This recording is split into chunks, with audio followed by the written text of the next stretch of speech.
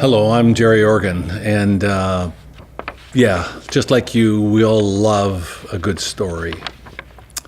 This is a story that began about 3 years ago now, when I met several single moms, and I didn't know what to expect. But they sat around a large board table with a number of us listening to them, and they started to tell their very difficult stories of living in a tough neighborhood in Ottawa and all the challenges they were having with their children, but particularly with their sons. After the meeting, and I was really touched by what they had to say, a particular lady named Harriet came up to me and she said, "Can you help me with my son?" I said, "What's that about?" She said, "He'd like to play football. I know nothing about football. I really can't help him. He just needs some help." And based on my past CFL experience, I thought it might be useful.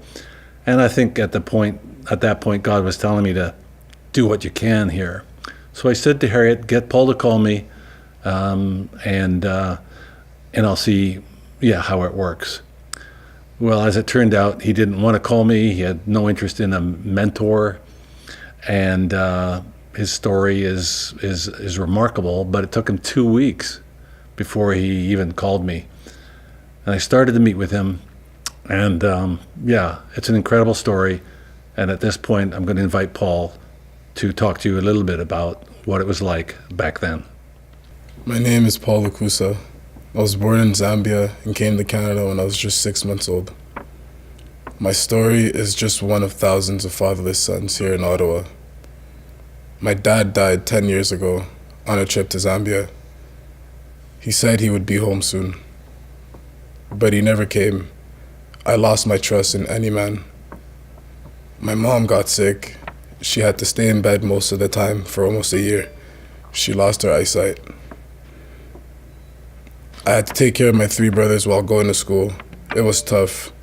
We lived in a rough house in a rougher neighborhood. It would have been easy to make money pushing drugs, but staying alive was my main priority to help my mom.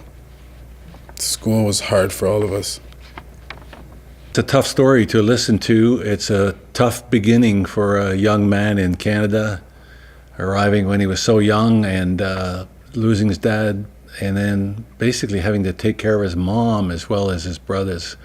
So it was a tough time, but we believe God intervened at some point in that journey.